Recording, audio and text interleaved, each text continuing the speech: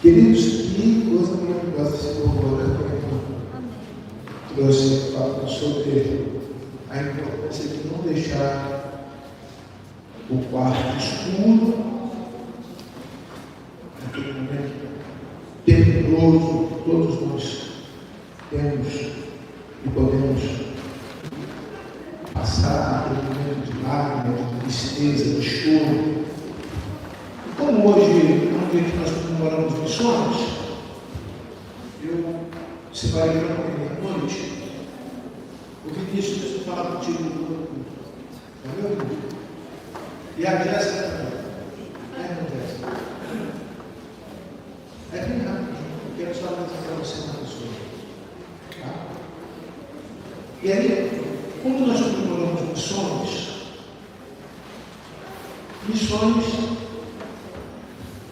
não pode ser uma obrigação.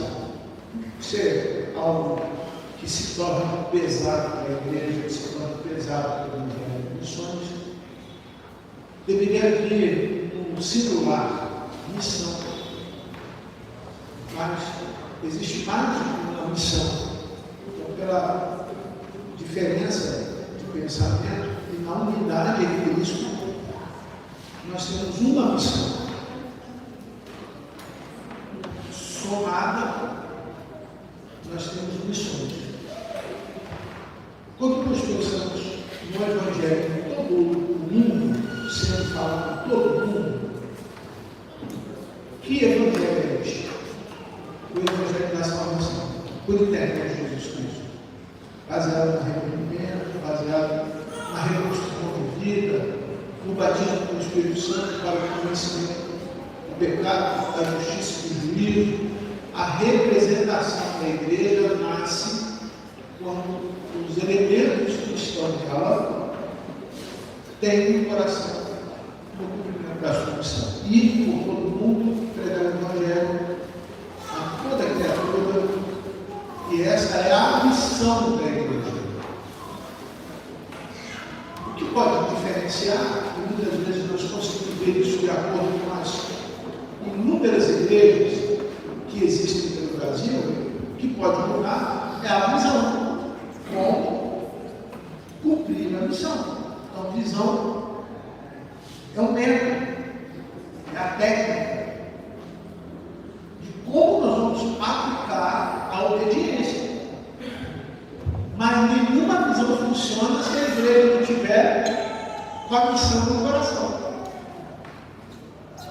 Qualquer técnica, a mais perfeita, não vai funcionar se os elementos do cumprimento da visão não tiver assumido um real compromisso com a missão. Hoje a gente ouve muitas pessoas falarem de propósito, e eu acho que isso é um tema que no tempo certo, no momento ideal, a gente pode até falar sobre essa questão do propósito.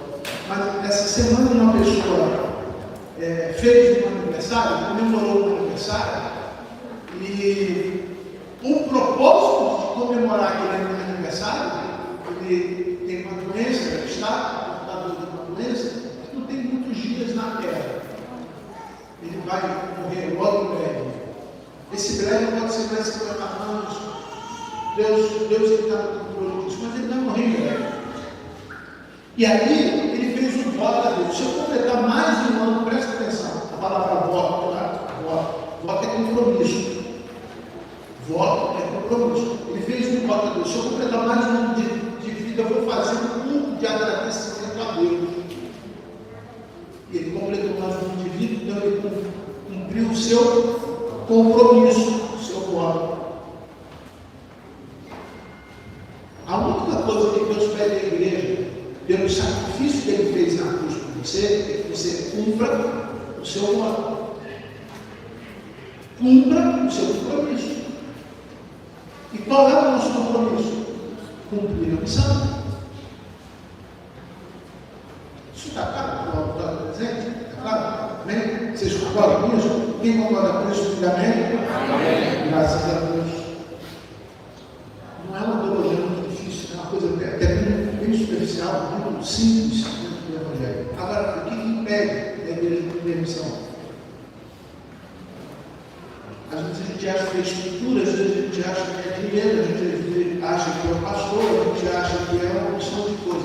Agora, eu acho que é você. É minha opinião. Eu acho que sou eu. Primeiro elemento de uma missão é o ator que tem a obrigação de cumprir a missão. E por aí dizem que missão dada deve ser o quê? Missão dada deve ser cumprida. Agora, o que pode impedir de cumprir a missão? E eu quero falar hoje sobre o Deus que enxuga as nossas lágrimas, que as suas lágrimas podem impedir de você cumprir a missão. Abra sua Bíblia em João capítulo 14, verso de 1 a 3. João 14, de 1 a 3. Um texto maravilhoso, um texto que vai nos trazer alento, vai encorajar você voltar a viver com Cristo, vai te dar saudade do tempo em que você fazia coisas que você diz, eu não tenho mais força para isso. Você vai ver que Deus vai te dar força para isso. Deus vai te estabelecer um tempo de vitória, não simplesmente porque você quer a vitória, mas porque é a garantia daqueles que cumprem a missão em Cristo Jesus. Amém? Você crê assim? Amém? De verdade? Então vamos ler. E o coração de vocês não fique angustiado. Vocês creem em Deus, creem também em mim. Vamos só nesse versículo por enquanto. Ele começa falando uma coisa muito importante, que o coração de vocês. Então, aonde que tem que estar o compromisso entre eu e a igreja? Em Deus. Creio em Deus. Creio em mim. Quem está falando é Jesus. Creio que esse coração tem que estar onde? Em Jesus. Pastor, mas aí tem uma palavra que me chama a atenção, que é angústia.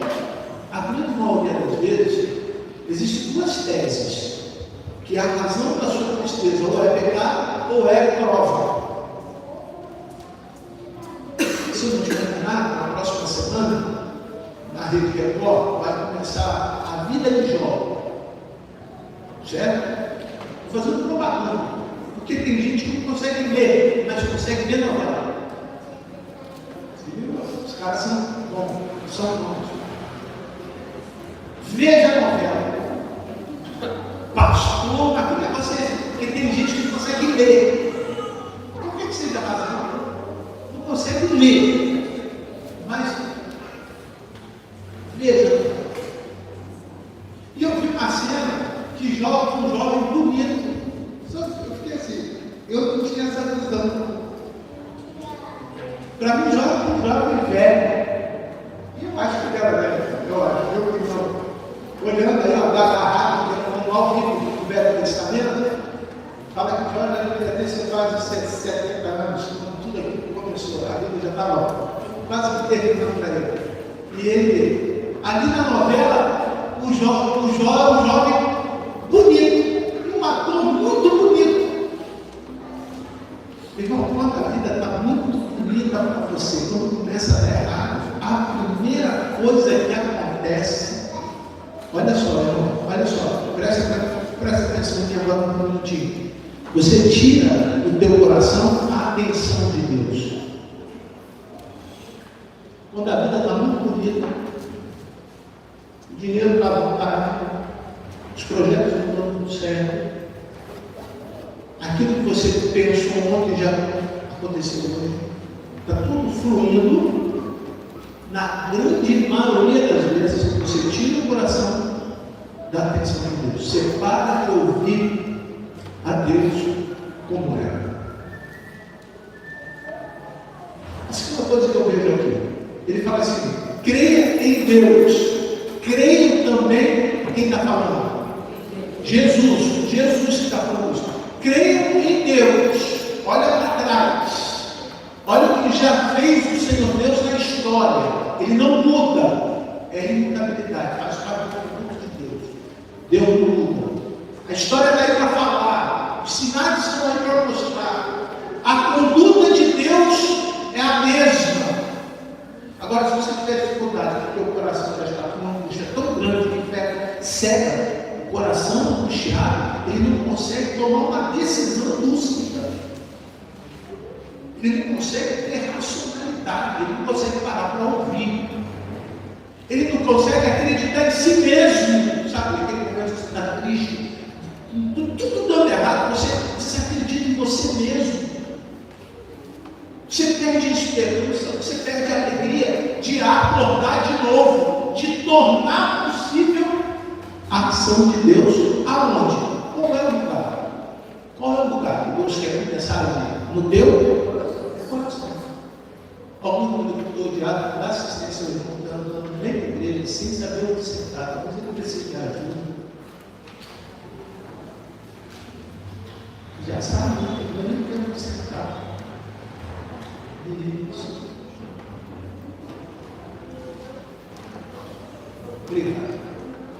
Então, quando você trabalha o coração, quando você permite que o teu coração veja Deus, Jesus falou assim: creia em Deus, creio também em quem? Em mim. Aqui está o remédio. É exatamente aqui que começa o remédio. Crer em Jesus. Consegue acreditar nisso? Acreditar. Consegue acreditar? Crer em fé. Você consegue ter fé? Consegue ter fé? Consegue? Sim ou não? Sim. Vamos ver algumas coisas baseadas nessa afirmação. Mateus 28, 20. Depois eu vou falar com ele, vamos para 14, tá? Só se liga aí.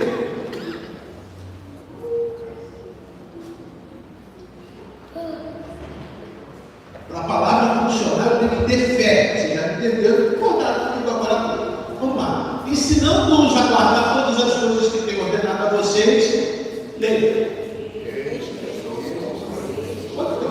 Só um minutinho, vocês preencheram o texto ali? Não? Por favor, mais uma vez. E eis que estou com vocês todos os dias até o final do tempo. Então vamos agora compreender por que no final do tempo eu não estou mais acreditando naquilo que eu declarei pela fé que eu acreditava. O que está acontecendo? A ausência do amor de Deus no teu coração está abrindo um vazio tão grande que a fé tem sumido. Tem a teoria do buraco negro. O que vocês estão em física da base, você vai ver o que é isso. Os físicos dizem que tem também dentro do buraco negro, que é um vácuo dentro do universo, a teoria da minhoca, aonde se alterna, preste atenção, se você vai entender. Se alterna entre o espaço e o tempo a matéria. Pastor, explica. E quando eu acabar de explicar, você vai estar glorificando. Como nós somos batistas, a gente vai glorificar assim. Deus não muda. Nada aqui na terra, se primeiro você não definir pela fé no mundo espiritual. Só 3 anos, não precisa de informação de cabeça. É batista, esse povo aqui é batista. 113 anos, louvado seja o Senhor. Eu também sou. Assim, eu vou repetir. Entre o espaço vazio na tua alma e o movimento do tempo e do espaço, para Deus fazer um milagre, milagre é a parte material, tá, queridos? Amém? Você pode parar de crer em Jesus. Porque a hora que você para de crer em Jesus, aquilo que Deus tinha que fazer para de acontecer. Aí você fala: Senhor, está demorando tanto porque você parou de crer.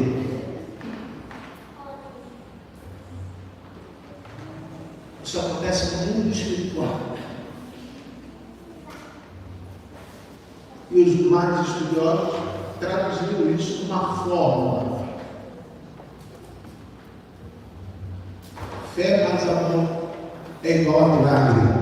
Aleluia. Fé humana, amor, Jesus. Quando junta essas Deus tem um milagre para você. Glória a Deus. E milagre nem sempre é traduzido no meu tempo, nem sempre é traduzido no espaço, seja no escopo. Lembra de certa ocasião, Jesus estava com um homem que tinha o seu servo doente aonde? Na sua casa. E aquele servo foi curado. O milagre aconteceu, ele estava junto com aquela pessoa? Não. E ele, pastor, então eu posso estar aqui agora triste, porque o meu filho está doentado e eu, pelo que eu estou produzindo aqui de fé, eu posso gerar um milagre na vida do meu filho? É isso. Pastor, estou triste agora, meu coração está angustiado pela resposta da ação que Deus tem que me dar essa semana. Você pode dizer para o seu Senhor, eu estou ouvindo que o Senhor é comigo. Eu não confio. Essa semana toda eu faço planos para mim. Em carros e cavalos, eu confio na mão toda poderosa do nosso Deus. Glória a Deus. Já que você não está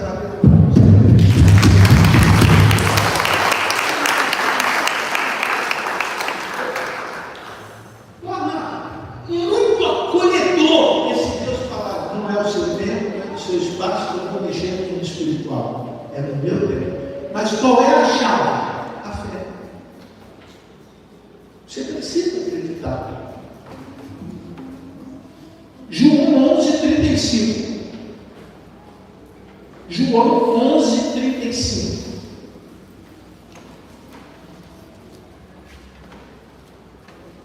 Leia, por favor. Mais uma vez. Dizem que quando você chegar no céu, não sei se é verdade, não, acho que isso é uma teologia calvinista. Deus vai te perguntar qual é o menor versículo da Bíblia para você entrar no céu. E dizem que é esse, mas não tem mais do que esse, porque tem menos dele. Mas fica com esse mesmo. Se eu morrer, eu for para o céu, um versículo bíblico. Aí ele vai dizer assim, não pode ser João 3,16, não pode ser Salmo 91, não pode ser Mateus 5,24, não pode ser Romanos 5,12, não pode ser 1 Crônica 7, que a galera sabe esse. O diabo até ri, você vê que no texto o diabo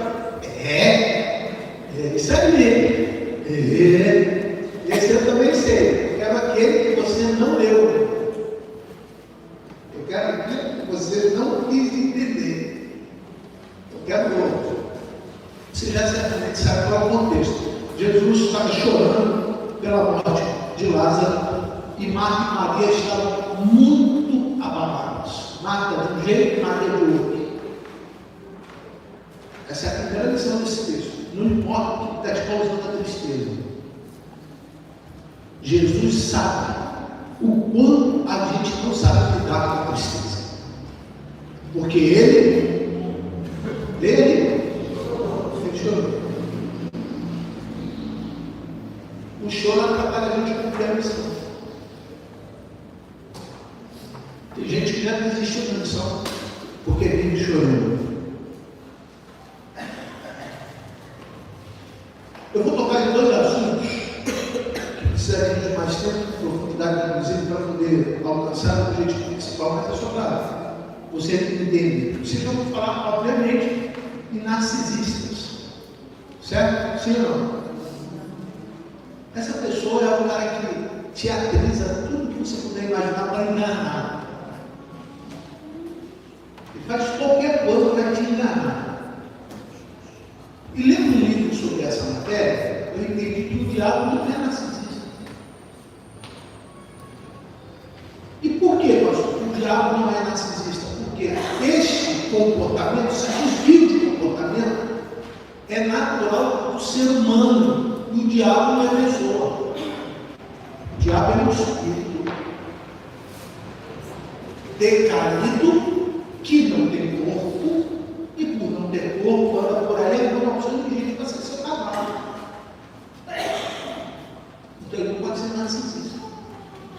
Porque o narcisista, se tiver que se cortar, vai cortar, se tiver que chorar, vai chorar, se tiver que rir, vai rir, se tiver que enganar, vai fazer com que haja um loop no sentimento. Loop quer dizer, você acha que acabou de sair, você volta, você acha que acabou de sair, você volta.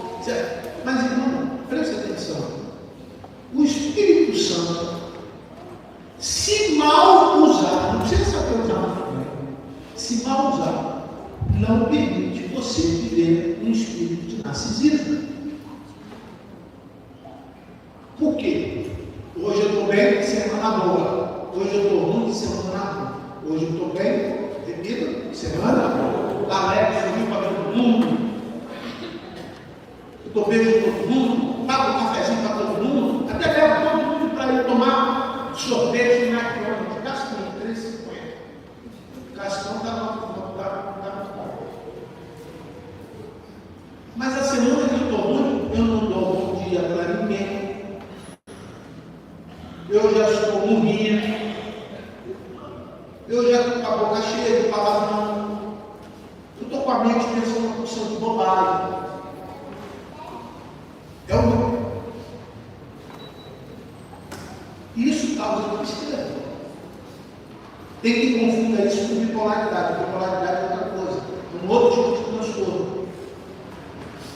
A bipolaridade, se você identificar, é tomar remédio.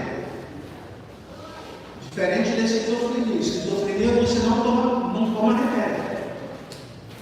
Mas eu falei que isso deve dar um tempo grande, não vou entrar nessa linha de pensamento. Eu estou dizendo o seguinte: para de viver oscilando o seu humor com Deus. Vou repetir. Para de viver, você está bem, você ora, você lê a Bíblia, você vai à igreja, você diz que você está. Quando não está bem, você para, e Deus sabe que esse é o espírito que você não precisa carregar. Jesus fez o quê? Fez o quê? Irmão, não há problema nenhum você chorar. Não tem problema nenhum você chorar. Eu já tenho 2 semanas falando com algumas pessoas mais próximas e hoje falando para a igreja: Senhor, eu tenho dado uma tristeza muito grande no meu coração. Parei para pensar se era o trabalho, parei para pensar se era alguma coisa que eu estava fazendo contra Deus, parei para pensar se era alguma coisa que eu tinha cometido e não votei, parei para pensar, fiquei pensando nas coisas de maneira infortuna, fortuita, melhor dizendo. Fiz um canal no dente, infiltrou no outro, passei 2 noites horríveis, sem dormir, necessariamente acordando de 5 minutos. Fui ao médico, o médico fez lá o raio-x panorâmico. Falou: olha, eu mexi no dente, mas eu vou ter que mexer no outro, porque infiltrou, você tem que comprar um comprimidinho, vem 4 comprimidos, não é barato, para dor. Presta atenção, irmão, fala de mim. Presta atenção. Peguei a receita, fui na farmácia, comprei o remedinho. Primeiro, bota debaixo da língua e deixa. Primeiros 2, 3 segundos, aquela dor sai. Eu falei assim: foi um remédio. Quantos acham que foi um remédio? Igual eu? 2, 3, 4, 5, 6, vocês estão certos? Mas o efeito do remédio passa.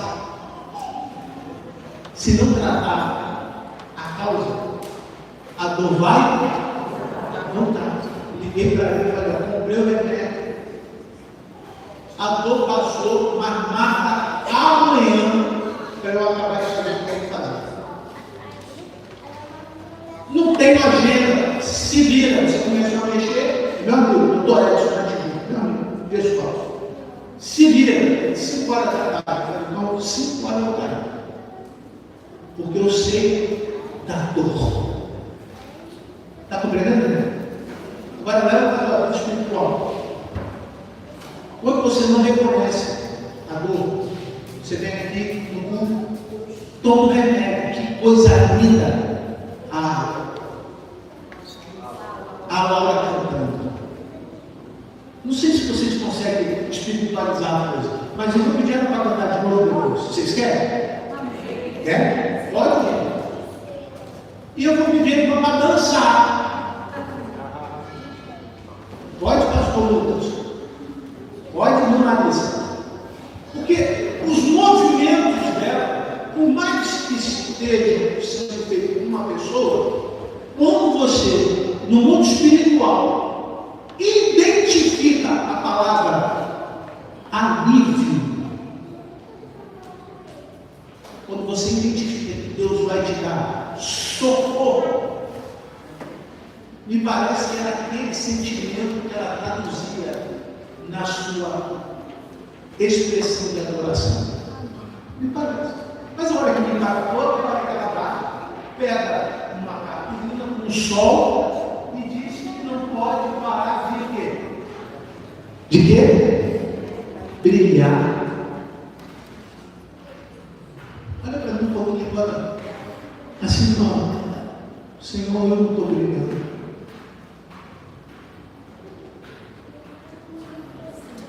Eu não estou brilhando porque eu estou vivendo um dia, outro dia, acreditando que a alegria vem amanhã, o amanhã não chega, acreditando que amanhã vai resolver o problema do trabalho, o problema não é resolvido, acreditando que o remédio vai sarar a dor, acreditando até no milagre. Nós cremos nele pela fé, mas ele não permitiu o Espírito Santo tratar a causa. Eu não permiti. E se não trata a causa, você pode sair daqui com remedinho. Eu creio que todo mundo sempre tem sido igual pílula, né? Pílulas, aquelas pílulas de imagens que são reportadas na internet, a pessoa vai dando um pedacinho, vai dando um pedacinho. Eu creio que o Espírito Santo tem sido assim, tem nos dado pequenas doses de remédio todas as vezes que nós nos reunimos. Em unidade e com adoração, uma vida de sacrifício, com um propósito, cumprindo a missão e fazendo isso na coletividade. O Espírito Santo tem nos dado o remédio. Você crê nisso? Amém. Mas Ele quer curar a sua dor. A causa. 2 Coríntios 1, 3 e 4. A causa.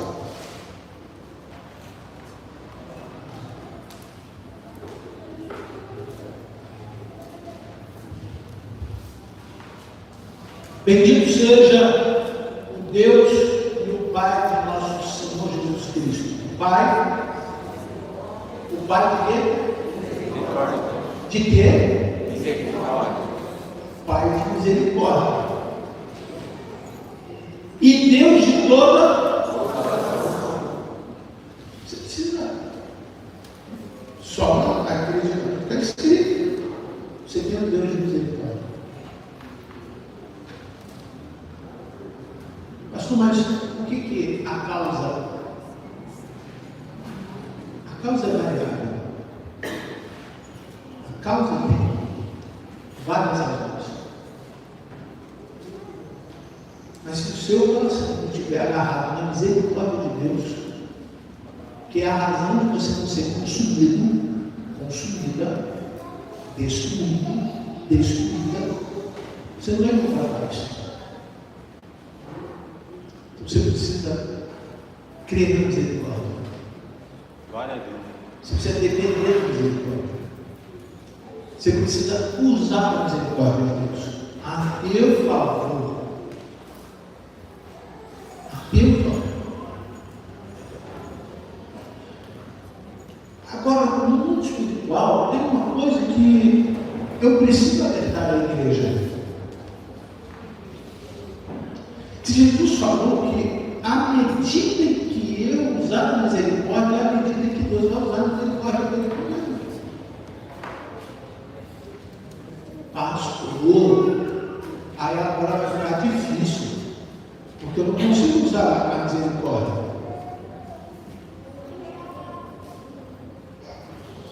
Você concorda comigo que foi Jesus que disse isso? Olha só. Perdoe os meus pecados, assim como eu perdoo quem me ofendeu. Ou seja, exerço a misericórdia e Deus exerce na mesma medida a misericórdia Pergunta. Deus já transformou a tua vida, o teu coração, a ponto de você usar a misericórdia do seu inimigo, com aqueles que fazem mal, com aqueles que te abandonaram. Nós tivemos ontem no aniversário de um outro amigo, que foi junto, e nós conhecemos ali um rapaz que é influente na internet. Coloca lá, qual o nome dele, filho? Rafael Vitor. O cara bota lá qualquer coisa, dá 700 mil visualizações. Ele estava almoçando, pastor Luiz, pastor Jorge, olha que coisa triste. Ele estava almoçando fora. Eu só faço crítica a respeito da igreja. Estava numa mesa com 4 pastores. Pastor da Church, da Barra. Sabe quem é Renato? Pastor Francisco, da Serra da Nossa Terra. Pastor Danielson, uma congregação lá de Campo. Não é desfazendo uma pergunta, tá, Danielson? Eu sei que você estava no culto aí, não é desfazendo não, né? Qual é a congregação? A esposa dele não fez. Ele falou, minha avó era com ele, veio ela para Jesus. Aí eu compus como sempre, eu adoro meu filho, adoro. Mas você tem qual igreja? Eu falei, não, agora eu não estou mais em igreja nenhuma. Porque eu me machuquei muito, pastor Luiz, pastor Jorge, dentro da igreja, estou fora da igreja. Mas eu levo as pessoas para Jesus. Eu queria te convidar a dar um testemunho na igreja. Eu queria que você um dia fosse falar com os jovens lá da igreja. Eu vou conversar com a Giovana, com o irmão Valeu, para a gente fazer uma agenda. Eu queria que dar um testemunho dele para a igreja. Antes de sair, eu encontrei com ele, pegando churrasco. Lembro que eu estava com dor de dente. Ele falou, pastor, encheu o bucho. Eu estava tomando refrigerante. Não era o melhor, mas era o que eu podia tomar. E eu estava comendo comigo por ele. Então ele encheu o meu prato e ia para a mesa. Aí nessa eu fui lá na mesa. E o pior que eu botava só as coisas que ele gostava. Eu falava, mas eu não gosto disso, mas eu gosto. É assim, filho é uma bênção. Aí eu passei por ele na fila e falei para ele assim, não, eu queria que você fosse para a igreja dar um testemunho. Poxa, eu acabei de ser excluído da igreja tal, ele era do Ministério de Louvor, porque eu falo de outra igreja. Eu falei, qual igreja? O pastor dele estava na mesa, sentado comigo lá. Da Church, está lá. Eu não vou falar o nome não. Eu fui excluído da igreja. Eu falei, excluído? Por que você foi excluído, pastor? Falei, né? Por que você foi excluído? Não, porque eu falo da igreja. Falei, não vou entrar na internet. Não quero nem saber quantos milhares de seguidores você tem. Se você vai postar e vai monetizar o que você vai falar, mas uma coisa eu tenho para falar para você. Imagine o poder que essa pessoa tem se verdadeiramente fosse de Jesus. Já imaginou? Ele falar de Jesus, 500.000 pessoas ouvindo na internet. Se ligou, pastor? O cara se converte, aceita Jesus. O Espírito Santo cura a dor dele, o abandono, o abuso. E ele se torna um missionário de Jesus virtual, aonde ele começa com coisas simples e básicas do Evangelho: oração, leitura da palavra, comunhão, integridade, justiça, amor ao próximo, coisa básica do Evangelho. Espírito Santo, dons espirituais, qualquer coisa fora disso complica o Evangelho. Qualquer coisa fora disso complica. Imagine uma pessoa dessa, imagine Jojo Todinho. Certo? Imagine Gabriel Monteiro, o deputado federal Roberto Monteiro. O cara posta 1 bilhão de gente dele. Você está entendendo? Amém? Mas onde você quer chegar? Eu quero chegar que por falta da igreja viver na misericórdia, pessoas que poderiam ser alcançadas por Jesus estão deixando o quê? A igreja de Jesus. Eu não duvido que você tenha alguma ferida que eu causei a você. Eu, pastor, aos 33 anos, com certeza, já matei quase 30% das pessoas aqui da igreja. E os 20% é os que moram comigo. Que todo dia de perdão, elas me perdoam e eu te perdoo. Se você deixar de dizer no Jericó, você sabe que é. Agora eu lhe pergunto: quem veio no mundo? Preste atenção, uma pergunta para ninguém se escandalizar. Aqui ainda é melhor. Bailão do Chapadão. A molecada que gosta do bailão do Chapadão. Gaiola das cotovelas. Quem veio dessa ferrugem? DJ Malboro, lembra do DJ Malboro? Olha, Margarida. Furacão dormiu. Furacão dormiu, sério. Pastor, qual o problema? Não tem problema nenhum. Pastor, 2 tapinhas na verdinha e uma tirinha na branquinha. 0 problema, gente. 0 problema nenhum. De negociar e não pagar. Escreveu na tábua. Enganar os outros. Problema nenhum, gente. Gente, ó, 0 problema. Mas quem Deus já tirou de lá, eu duvido que queira voltar. Aquela coisa era a ausência de Jesus. Esta coisa é a ausência da misericórdia de Deus. Você quer voltar? Você que foi alcoólatra? Vomitar na roupa, cagar na calça? Alguém te arrasta para o banheiro, dá banho, café? Eu, graças a Deus, nunca tive esse problema. Mas eu já carreguei algumas pessoas para o banheiro para dar café. Já tive que botar o carro às vezes para lavar. Tirar a filha do pneu, se ela ficou desgostada dela, ela não podia ter coisa com outra pessoa, não sei. Agora, um mês atrás, um menino morreu assim. Uma pessoa queria, ela não quis fazer nada com a pessoa, ela foi e matou. É vida, gente. Como? É vida? Não.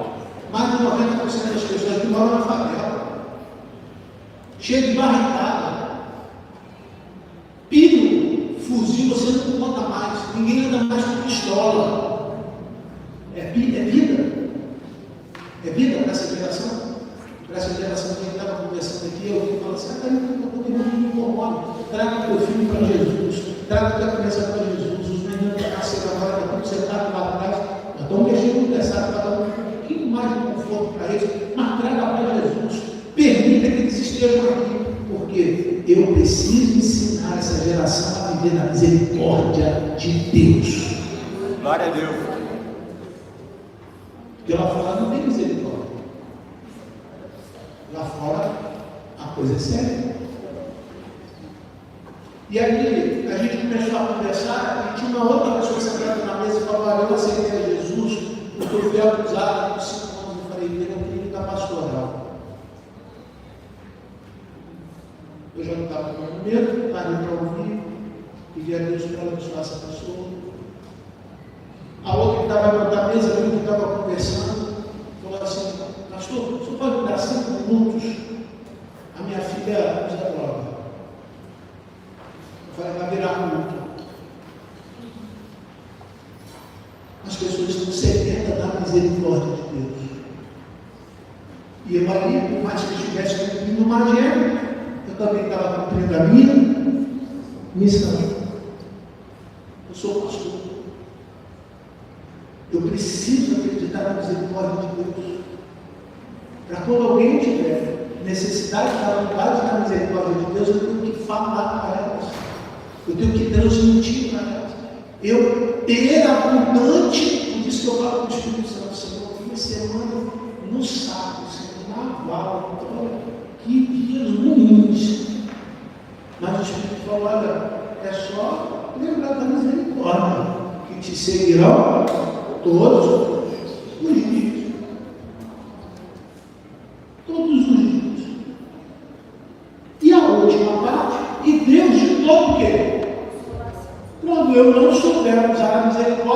o Espírito Santo dele vai me fazer sentir que isso que é consolo, tá? Isso que é consolação. Consolação é isso. É o Espírito Santo fazendo você sentir a misericórdia e a graça de quem? De Deus. Não vai dar.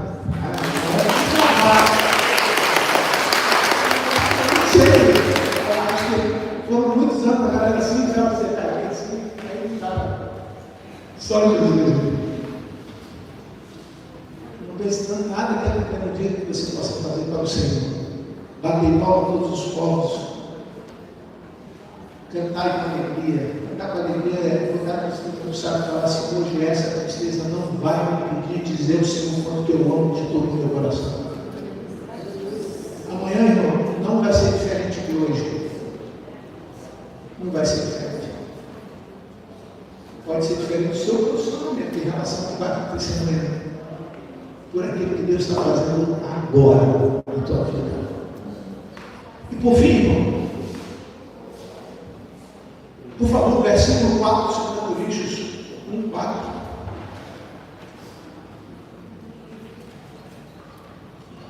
Me ajudem nele. E ele que nos consola. O que é consolo? Você entendeu? Eu não sei.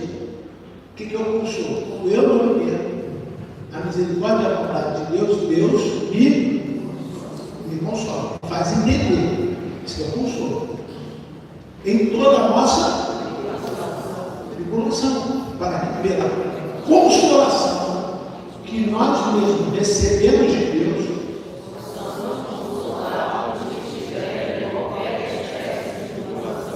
caramba, pastor, é isso.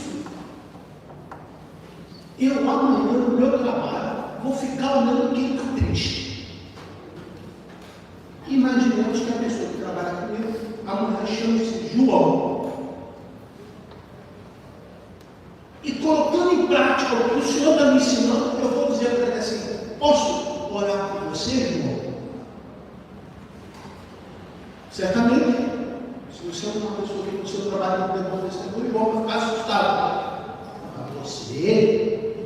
Aí você pode estar culpando o pastor. Pode botar assim: meu pastor mandou. Porque o Espírito que diz a igreja, diz através dele, que nos consola, que Deus nos consola de nossa tribulação, para que, pela consolação que eu recebi, eu também possa. Ele aqui diz assim: de qualquer espécie. Então repita comigo esse problema. De qualquer espécie. Deus resolve. Vou responder para Deus, Senhor, então o Senhor resolve. E agora eu preciso fazer o quê? Possamos consolar os que estiverem em qualquer espécie de João. Então João vai falar assim: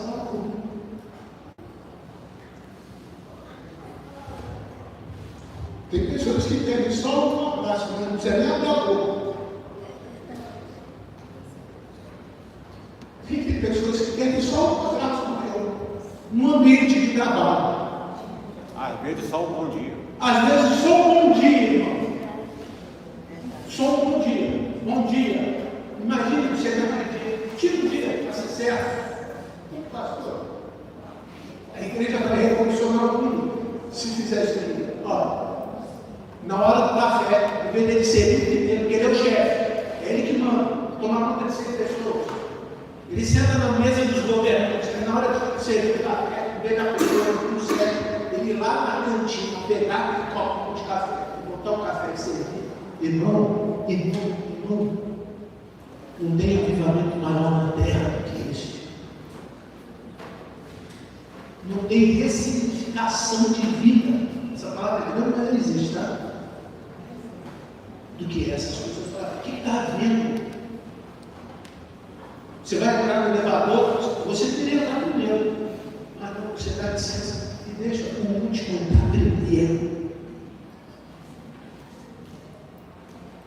Você deveria dar a ele, com a mesma moeda, o troco do mal que ele te fez. Em vez disso, você faz o quê? Fala para ele: irmão, estou exercendo a bondade e a misericórdia sobre a tua vida. Eu estou te perdoando agora em nome de Jesus. Amém.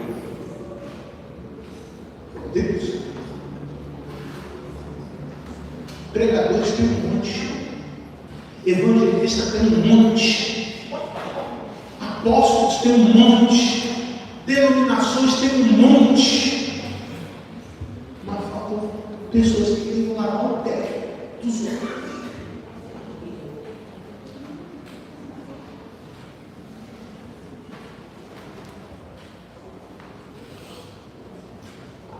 Faltam pessoas que queiram dizer para o outro assim: olha, em qualquer tribulação, Deus vai usar de misericórdia com você.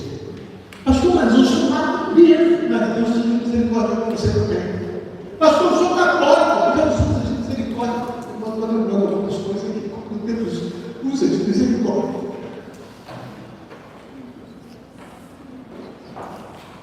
Misericórdia, Deus enxerga a miséria do meu coração.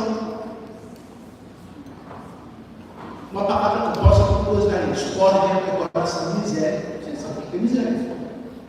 Você chegou aqui, o coração cheio de coisa, o coração estraçalhado, lembrando o saudade, as decisões que você tomou, você tomaria diferente se tivesse perguntado primeiro ao Senhor, mas não deu tempo, você sanguíneo tomou a decisão. Agora você vem em lugar onde as pessoas querem ouvir um texto de prosperidade, que você vai fazer isso, que você vai multiplicar comigo, que você vai fazer aquilo, da tua casa, e quando na verdade Deus só quer usar a misericórdia e a sua bondade sobre você.